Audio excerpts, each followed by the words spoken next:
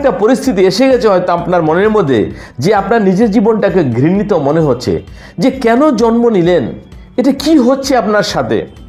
আপনি এটাও ভাবতে মজবুর হচ্ছেন এবং শান্তির জন্য, লোককে দাবানোর জন্য, সত্যকে চেপে রাখার জন্য মিথ্যাভাবে আপনি চিৎকার চেঁচামেচি করছেন, নিজের সন্তানদের ভবিষ্যৎ নষ্ট করছেন, পরিবারটাকে নষ্ট করছেন।